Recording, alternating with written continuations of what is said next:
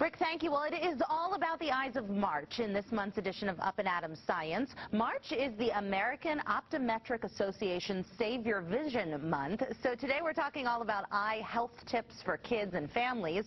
To do that, I welcome in my guests, Dr. David Smith from the Vinci Science Center and Dr. Robert Kitai, an ophthalmologist at Bethlehem Eye Associates. Gentlemen, good morning. Good morning. We have our gloves on because we're going to do a little activity, hello, that I understand is breakfast friendly for those of you eating your Cheerios, but we'll get to more on that in a minute. So Dr. Kitai, let's start with you. You know, we're talking about eye health this month especially, and year-round, of course. At what age should moms and dads really be thinking about their children's eye health? Anytime that they realize that there could be a problem with their child's eyes, if they're not seeing, if they're not focusing on things, they should mention it to their family doctor, pediatrician, and have their child checked. Otherwise, before school is a good time to get your kid's eyes checked. Okay, and of course we hear a lot about vision loss.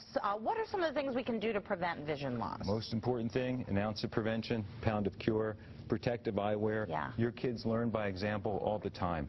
So just like they watch you put on a seatbelt, put on protective eyewear every time that you do something that could involve risk to the eye. Okay. And do you feel like people are paying more and more attention to eye health, or where are the areas that need a little work in your opinion? Sports and home. Okay. Workplaces have it covered. Most injuries don't happen at work anymore. They happen on baseball fields, soccer fields, in racquetball courts, and they happen in your home from common things, sprays, perfumes, things like that. Okay, yeah, you don't always think about that as being a hazard to the eye, but good to remember. And Dave, to help us learn a little bit more about the eye, I know you've brought some real eyes for me this morning. I said this is a throwback to, you know, high school science class. That's right. We have the cow's eye here this morning, and we're using a cow's eye because it's very much like a human's eye, only it's bigger, so it's a little easier. Delicious. I said, who doesn't love a cow's eye in the morning, right? So, a little coffee and cow's eye, let's do it. Like a good cooking show, we've done a little prep for you ahead of time, so we've removed the fatty material and the muscles from around the eye, but you can see here where the muscles attach. Right. So we need you with the scalpel here. You're going to get to do this. Oh, great. I said in high school, I used to always, we got to put our glasses on, right? We got to put our safety glasses on to protect our eyes. As Dr. Kitai just told us, they're so fashionable. I said in high school, I used to pair up with the guys who were all macho, and they would be my lab partners because I'd let them just do the dissection. But today I'm going to... You don't get away with that today. We know that you can do this. So what do I do here? Hold it like this and then cut away from your fingers. Okay, hold it like this? That's it. Okay, oh my gosh. Poke right in there. Poke right in there. Oh, gosh. There's a little liquid in there, so it makes it splash a little bit. There you go. Deep. Are you kidding me? I thought we were friends. This is what we do to our friends, even. Imagine what we do to the people we don't like. It's hard to cut through. Poke it in there. There you go. There you go. Now you're in. There you go. Poke it in there. Now you can use the scissors. Okay. With the scissors. Okay. And what we're gonna have Eve cut around the side of the eyeball here, so she can open it up and show us what's inside. Oh, great. Just and wait stuff for that's inside that makes the eye work. Right. Okay. So that's what we want to get. How am I doing? You're doing great. Do I get a job at Bethlehem Eye Associates? Absolutely. Okay. Absolutely. Answering phones. Okay. Eve is doing this like a pro. Yep, She's doing a great job. Just snipping away, pretending it's not this is a cow's eye again. Now you just have to Which resembles the human eye, you said, right? That's right. Yep. It's got all the same parts, all the same structures, and we use this with students in our let's go all the way through. brains and veins class, and use it in our eye doctor class, so that there you can really see what's going on. There you go. Gosh. So if we open the eye up, you can see what's going on in here. There's some fluid that's holding things apart that makes the shape of the eye, and then back here on the back of the eye, we have the retina, which is where the light-sensing cells are. Right, the film of the camera. Sorry, and so that's where we sense the light, and then the information goes into the optic nerve out the back of the eye. Okay. And into the brain. And into the brain. Wow. And here we have the lens. This is what focuses the light onto the retina. And in adults, that's what becomes a cataract as they get older. Okay.